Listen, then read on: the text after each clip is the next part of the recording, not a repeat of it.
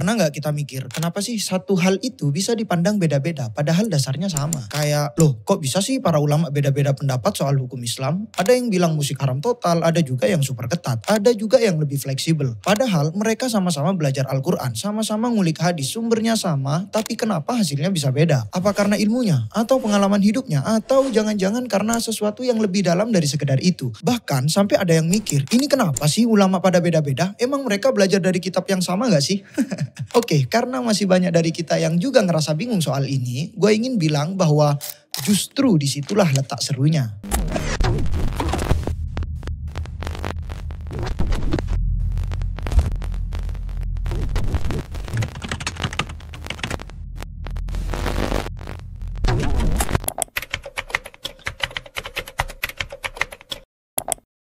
Oke teman-teman, gue mulai dari ilustrasi yang sederhana ya. Coba bayangin, lu sama teman-teman lu sama-sama ngeliat sunset. Tapi lu liatnya dari tepi pantai, temen lu liatnya dari puncak gunung. Hasilnya, sudut pandangnya beda, warnanya bisa beda, vibes-nya juga beda. Tapi emangnya mataharinya juga beda? Ya enggak lah, tetap satu pastinya. Sama juga kayak ulama, dalilnya sama, Qur'annya itu-itu juga, tapi cara mereka nangkap cahaya dari teks itu beda. Karena posisi mereka, pengalaman mereka, dan lensa hidup mereka yang pastinya juga beda. Ke contoh realnya aja nih ya. Di Indonesia kita punya banyak ulama besar yang punya gaya pikir dan pendekatan yang unik. Ada Kiai Haji Hasyim Asy'ari, pendiri NU yang dikenal sangat menjaga tradisi dan kuat di pendekatan fikih klasik. Beliau cenderung tekstualis, memegang kuat pendapat ulama terdahulu. Lalu ada Buya Hamka, ulama besar Muhammadiyah yang juga seorang sastrawan. Cara beliau baca Quran sangat berasa puitis tapi tetap tajam. Lebih kontekstual, sering menekankan pentingnya memahami Al-Quran dengan mempertimbangkan konteks zaman dan keadaan sosial. Terus lagi, siapa yang gak kenal Profesor Quraisyab? Kajian beliau banyak dikenal oleh anak muda sekarang lewat tafsir Al-Misbahnya dan podcast-podcastnya di YouTube. Ya bisa dibilang ustadznya Gen Z lah. Gaya beliau sangat moderat dan terbuka. Beliau ngajarin kita buat ikro ayat-ayat Quran secara dalam, filosofis, moderat dan kontekstual pastinya. Ada juga yang modelnya kayak Habib Rizik yang ya Masya Allah, Tabarakallah, Allahu Akbar, walillahilham pokoknya. Dan masih banyak lagi contoh-contoh ulama yang berseliweran di realitas kehidupan kita. Nah dari sini kita bisa lihat faktanya ulama kita sendiri nih bukan cuma ngasih hukum jadi. Tapi mereka mikir panjang, melihat teks, memahami konteks, mempertimbangkan maslahat, bahkan melihat kondisi sosial masyarakatnya.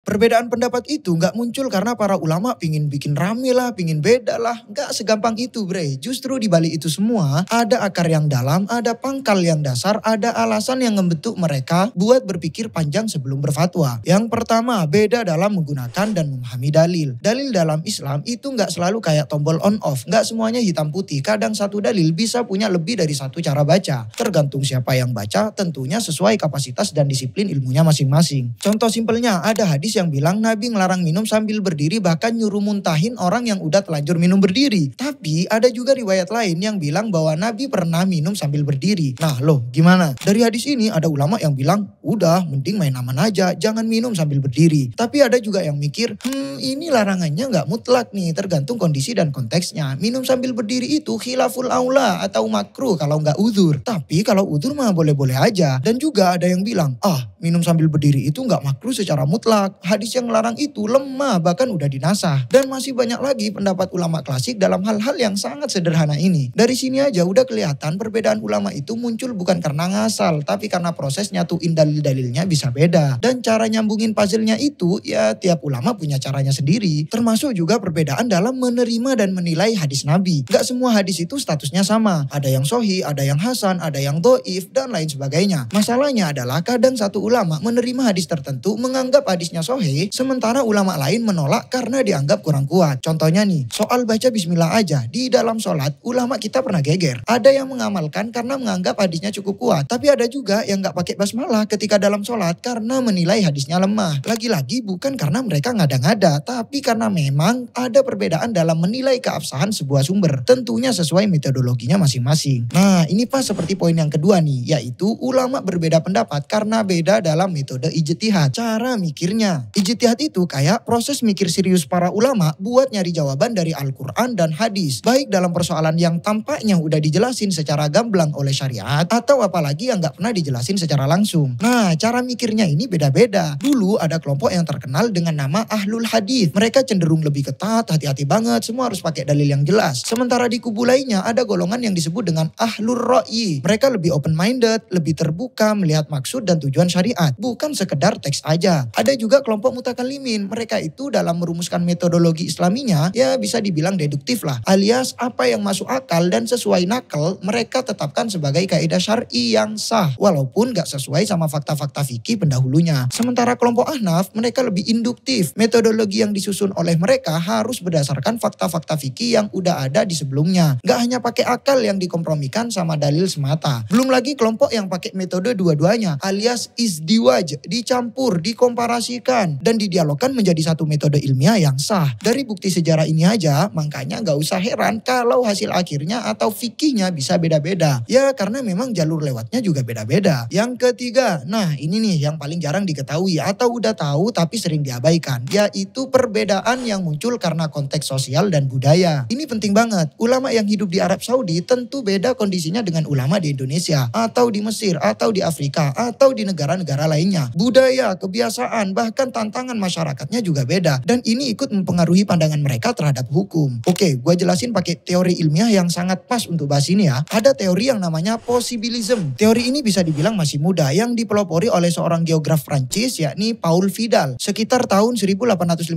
sampai tahun 1918. Oke, posibilism ini adalah teori geografi budaya yang menyatakan bahwa lingkungan tidak menentukan secara mutlak bagaimana manusia bertindak, tapi memberikan kemungkinan-kemungkinan yang bisa dipilih oleh manusianya sendiri sesuai dengan kreativitas, nilai, budaya, cara hidup, dan kebutuhan mereka masing-masing. Sebenarnya teori ini dirangkum oleh Paul buat ngebantah teori determinisme yang masih dipertahankan oleh beberapa ahli geografi di abad ke-19 kala itu. Mereka bilang kalau manusia itu dikendalikan sepenuhnya oleh alam dalam lintasan perkembangan ekonomi atau sosial tertentu, atau bahkan yang lebih umum nih, ya budayanya. Sedangkan menurut Paul, itu mah lebay. Geografi itu nggak hanya deskriptif atau naratif soal tempat, tapi juga soal analitis yang ilmiah. Bisa mengungkap hukum sosial dan pola melalui studi yang terbuka terhadap eksperimen dan variabel budaya. Kata Paul, lingkungan itu bukan takdir, tapi panggung. Alam cuma nyiapin segala kemungkinan. Sementara manusianya yang memilih kemungkinan itu sesuai dengan kreativitas, nilai, budaya, cara hidup, dan kebutuhannya. Jadi jangan mengkambing hitamkan lingkungannya. Lingkungan itu tidak bersalah, melainkan manusianya sendiri yang memainkan perannya. Dalam konteks hukum Islam, teori posibilisme ini bisa dianalogikan kayak gini. Lingkungan hidup ulama kayak tempat tinggalnya, situasinya, budayanya, kebutuhan, dan segala macamnya itu adalah lingkungan yang nantinya akan memberikan kemungkinan-kemungkinan pada tafsir teks suci, yakni Al-Quran dan hadis. Ulama sebagai penafsir hukum adalah manusia yang merespon lingkungan tersebut. Sementara fatwa ulama atau hukum fikih yang beda-beda itu adalah hasil dari pilihan kemungkinan-kemungkinan tadi yang berbeda-beda berdasarkan situasi, budaya, dan kebutuhannya masing-masing. Jadi meskipun teksnya sama, para ulama bisa mengambil keputusan yang berbeda karena mereka hidup di lingkungan sosial budaya yang berbeda. Ada yang hidup di Timur Tengah yang cenderung konservatif. Ada juga yang hidup di Nusantara yang lebih plural dan dinamis. Bahkan di Nusantara pun juga ada yang konservatif. Semua itu mempengaruhi bagaimana mereka memilih jalan ijtihadnya yang dianggap paling cocok. Seperti manusia dalam teori posibilisme ini, yakni memilih cara hidupnya dari berbagai kemungkinan yang ada di lingkungan mereka. Bukan seperti manusia yang ada di dalam teori determinisme. Karena meskipun produk fikih ulama juga dipengaruhi oleh alamnya, tapi mereka nggak pernah lupa ada teks Tuhan yang juga harus ikut andil di dalamnya. Tentunya pakai metodologi bukan cocokologi. Contoh konkretnya, di Indonesia banyak ulama yang memandang musik sebagai media dakwah yang sah. Karena menurut mereka musik sudah jadi bagian dari budaya lokal. Misal seperti sholawat, rebana, hadra, ya meskipun ada yang berlebihan ya. Tapi di sebagian wilayah Timur Tengah, musik masih dianggap tabu. Karena konteks budaya mereka memandangnya sebagai sesuatu yang bisa memicu kemaksiatan. Ya meskipun juga udah ada yang nuansanya benar-benar Islam ya. Nah, teks agama tentang musiknya sama. Yang beda adalah cara ulama memaknainya berdasarkan lingkungan sosial dan budaya tempat mereka hidup. Misalnya lagi soal hukum berpakaian. Ada ulama yang hidup di lingkungan yang serba konservatif sehingga punya pandangan ketat soal pakaian. Tapi ada juga yang lebih longgar karena masyarakatnya butuh pendekatan yang lebih manusiawi, realistis, nggak red flag sama budaya. Atau problem tahunan yang selalu dibahas gak ada henti-hentinya nih, kayak hukum maulid, haul, tahlilan, ngucapin selamat Natal, atau ngucapin ngucapin selamat Hari Raya Idul Fitri dan lain semacamnya. Nih kalau masih nggak percaya, gue kasih contoh yang lebih klasik lagi dari perdebatan Imam Syafi'i dengan Imam Abu Hanifah soal hukum mengambil upah karena jadi guru atau ngajarin ilmu. Menurut Imam Abu Hanifah, weh itu mah nggak boleh, haram lah, masa ilmunya Allah diperjualbelikan dengan seperangkat dalil-dalilnya. Sementara menurut Imam Syafi'i,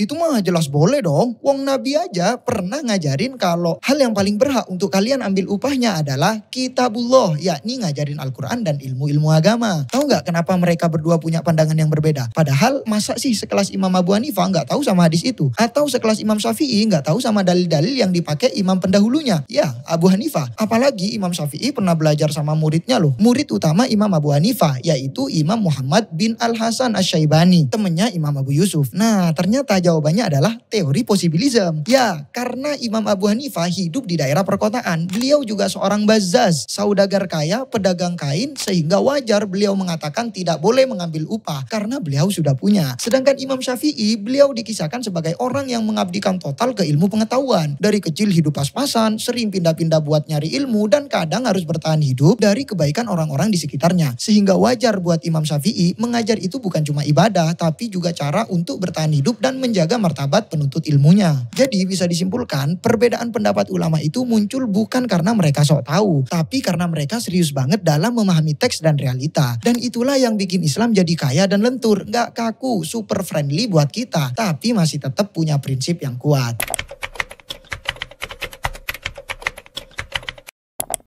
Nah ini nih bagian yang gak kalah penting. Setelah tahu kenapa para ulama bisa beda pendapat, pertanyaannya sekarang kita sebagai orang awam harus gimana? Karena jujur aja nih, kadang perbedaan itu bikin kita bingung. Yang satu bilang halal, yang satu bilang haram. Yang ini bilang sunnah, yang itu bilang bid'ah. Ini kok Islamnya beda-beda sih? Padahal sebenarnya gak seserem itu juga kalau kita paham cara menyikapinya. Yang pertama, kita harus belajar menerima bahwa perbedaan itu wajar. Kayak yang udah gue bahas tadi, perbedaan itu bukan karena salah satu ulama itu menyimpang atau ngawur, tapi karena proses ijtihad mereka beda, dan itu diakui dalam sejarah Islam. Contohnya di zaman sahabat mereka juga pernah beda pendapat. Bahkan ada cerita waktu Nabi Muhammad SAW memerintahkan sahabat jangan sholat asar kecuali di Bani Quraidah. Nah kemudian pas udah masuk waktu asar ada yang langsung berhenti dan sholat di jalan karena takut lewat waktu. Tapi ada juga yang nunggu sampai benar-benar sampai di Bani Quraidah. Nah alhasil Nabi nggak menyalahkan dua-duanya karena mereka sama-sama berusaha taat, cuma beda cara memahaminya. Jadi kalau para sahabat aja bisa beda tapi tetap saling menghormati, masa kita selalu ribut padahal ini soal yang sama cuman beda cara mandangnya. Yang kedua, ikuti yang menurut kita yang paling bisa dipercaya dan menenangkan hati. Solusi ini seharusnya nggak sesimpel ini, cuman gue sedang berusaha ingin mempermudah aja dari apa yang gue paham dari metodologi ulama. Alias kalau kita ini tergolong orang yang tahu fikih, udah belajar A sampai Z, basicnya mantap, kemudian sering baca fikih yang khilafiyah di kalangan ulama dari sumber yang valid dan orisinil, dan tahu gimana metodologi ulama itu bekerja, maka seharusnya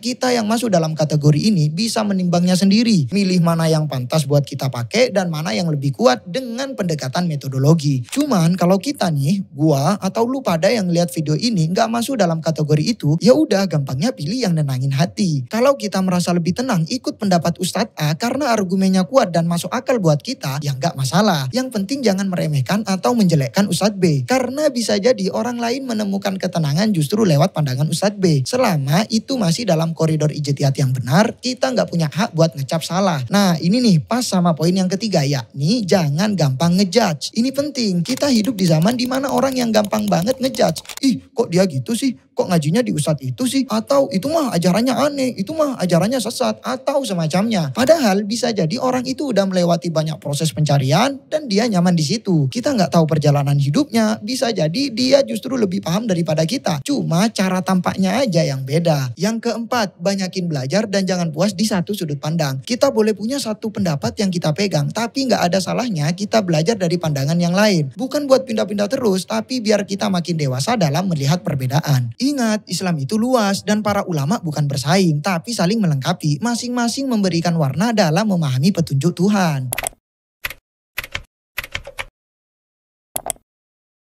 Oke, gitu aja dari gua. Bisa lu simpulin sendiri dari apa yang gue bahas mulai tadi. Bisa lu kritisi atau juga bisa lu tambahin, bebas. Drop aja komentar kalian di bawah ini. Semoga bermanfaat. Assalamualaikum.